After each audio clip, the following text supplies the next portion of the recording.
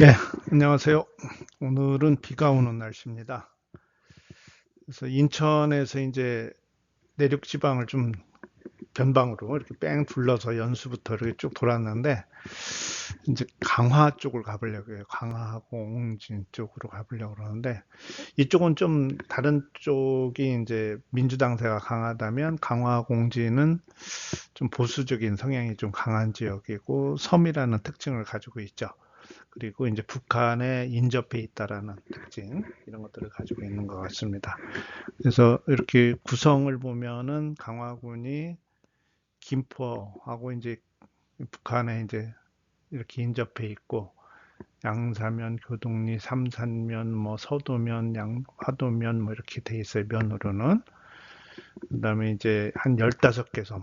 우리가 이제 그냥 섬을 도라고 하잖아요. 또 섬도자 써가지고 그때로 하면 강화도, 교통도, 성모도 이렇게 되죠. 그래서 이제 이렇게 되고 12개 면으로 구성되었고 군청 소재지는 강화죠. 강화 자체. 그래서 이렇게 면으로 구성되어 있다고 보시면 될 것 같습니다. 그래서 섬 이름으로 이렇게 지금 나타낸 거고요. 그래서 15개의 섬이 굉장히 많죠. 실제는 잔잔한 섬들이. 그래서 이렇게 보시면 될 것 같습니다.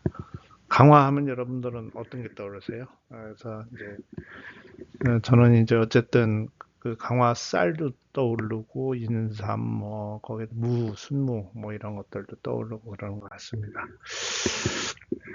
그래서 이쪽은 보니까 이제 정치적으로는 굉장히 보수세라 갖고 말씀드렸는데 그래도 이제 군수도 보니까 이렇게 이상복이나 최근에 지금 현재 박종철 이렇게 돼 있고 그런데 이제 이상복, 유천호, 박종철 이렇게 지금 가고 있는 것 같고요.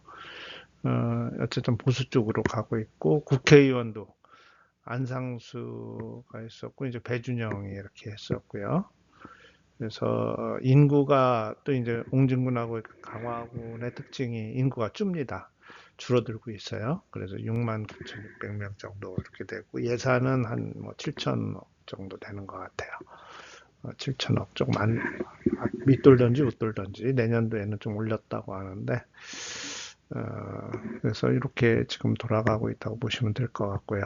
그래서 이제 얘네들은 인천에 속하는 게 더 유리하냐, 뭐 서울로 들어가는 게 유리하냐 이런 논란도 좀 있죠. 김포시에 가깝다 보니까 서울 쪽이 더 인접한 거 아니냐 이런 논란도 좀 있는 지역입니다. 그래서 저도 뭐 강화 한번 갔다 올 때마다 느끼는 건데 이제 다리가 육지와 연결되는 다리가 두 개, 초지대교와 강화대교 있고 그렇다 보니까 지독한 교통 고립하고 이제 인프라 지연 이런 것들이 있죠. 그다음에 이제 중첩 규제, 군사 문화재 이런 문화재가 또 많죠. 그래서 이 자신들의 재산권이 많이 침해된다. 제 고향 공주도 그런데 땅만 파면 문화재 나와가지고 좀 힘듭니다. 그다음에 초고령화, 농업의 쇠퇴 이런 것들이 문제가 되겠죠. 그래서 아까 말씀드렸지만 강화 수도권의 티킬라 불릴 정도로 이제 보수세가 강하지만 어쨌든 교통수혜, 고령화, 접경지 규제라는 이런 것들을 피해갈 수 없다. 그래서 이제 이것을 좀 이제 좀 타켓으로 해서 어떻게 대안을 제시할 거냐 하는 게 중요할 것 같습니다. 그리고 이제 강화하고 계양을 연결하는 고속도로라든지 서울 지하철 5호선 연장 등 그런 공약들이 좀 있는 것 같아요, 그동안. 근데 이게 제대로 지금 되질 않고 언제 찾고 언제 뚫리냐 하는 것이 굉장히 좀 중요한 것 같습니다. 두 번째는 이제 군사적인 접경지라는 거하고 또 문화재. 예. 옛날에 우리 선배 하나가 항상 해병대 나왔다고 해병대 방위 나온 것 같은데 이제 그쪽들이 그런 특징을 가지고 있습니다. 역사 문화지구를 묶여 있어서 개발이 좀 제한되죠. 그다음에 이제 최근에는 용진도 마찬가지인데 북한의 소음 방송. 그래서 이제 우리는 저기 한 반면에 그쪽은 이제 뭐 귀신 소리 뭐 이런 걸로 냈다고 그랬잖아요. 그래서 동물들도 피해를 보고 그래서 이제 이런 것들이 좀 문제가 있고 수도권 정비계획법이나 군사시설 보호구역 해제 완화 이런 것들이 이제 항상 이슈가 되는 지역입니다. 초고령화 농업의 쇠퇴 때문에 이제 고령화율이 높고 쌀값이 하락하고 뭐 이제 쌀값 강화살이 유명한 만큼 돈이 드는 농업으로 어떻게 전환시키느냐. 그래서 이슈는 1차 산업을 어떻게 고부가치 산업으로 바꿀 미래의 먹거리를 잘 찾아주는 것, 이런 것들이 중요할 것 같습니다. 그래서 이제 어쨌든 우리가 개혁신당 입장에서는 이제 강화를 어떻게 부자 마을로 만들 수 있느냐, 그리고 보수 텃밭이라는 이런 거를 너무 내세우면 안 될 것 같고, 이념 전쟁이 아니라 어떤 과학, 그다음에 이런 걸로 업그레이드하는, 우리는 그런 실용적인 경제 전문가 포지션을 좀 취하면 좋을 것 같다, 이런 생각이 듭니다. 그래서 이런 그 교통 문제나 이런 쪽에도 그렇고 농업 쪽에도 그렇고 이런 쪽에 우리가 내세울 수 있는 건 이제 스마트 바이오팜. 충청도도 이걸 많이 내세워요. 현재 도지사도 제 고등학교 동창인데, 강화의 흙과 바람에 이제 바이오 과학을 좀 더해져서 쌀 농사를 넘어서 이제 고수득 약물 작용,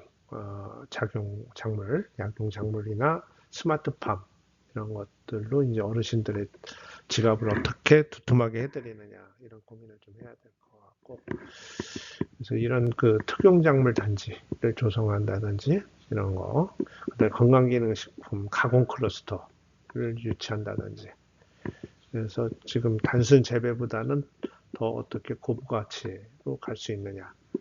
그래서 어쨌든 지금 말씀드린 스마트 보급형 스마트팜 지원, 혹은 IoT 기반의 자동화 비닐하우스 공급, 이게 이제 스마트팜이죠. 결국은 이런 것들로 좀 특화시키면 좋겠지 않겠느냐.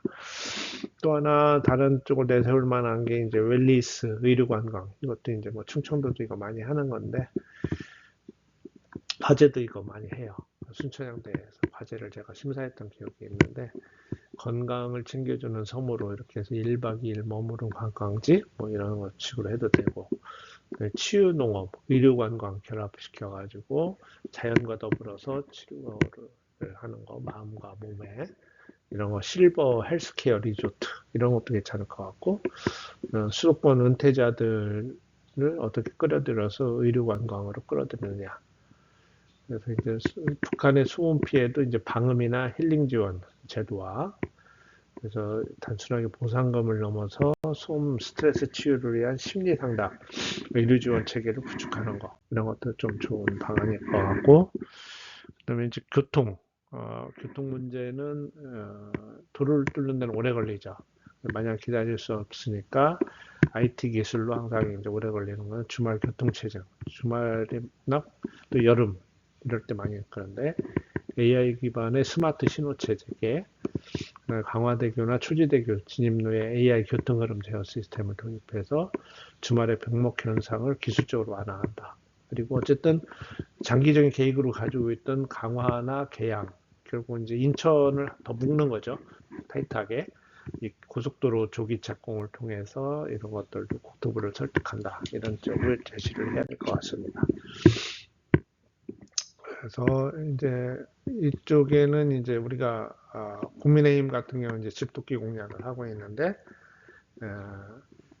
이런 거를 잡아놓은 물고기 취급을 받지 마라. 이제 능력 있는 전문가를 써라. 그리고 실속을 챙겨라. 이런 쪽으로 얘기할 수가 있고, 대민주당 전략으로는 이제 이 북한하고 가깝다고 자꾸 평화만 외치지 말고, 배가 불러야 된다. 먹고 사는 문제, 규제를 푸는 문제로 실용주의 후보가 필요하다. 이런 쪽을 좀 내세울 필요가 있지 않느냐 하는 겁니다.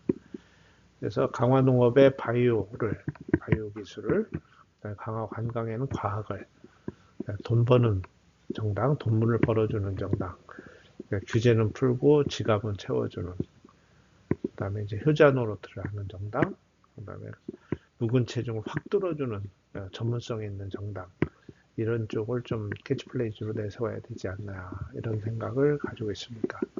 여러분들 생각은 어떻습니까? 그래서 3편은 좀 짧게 이어서 2편을 내보내려고 합니다. 감사합니다.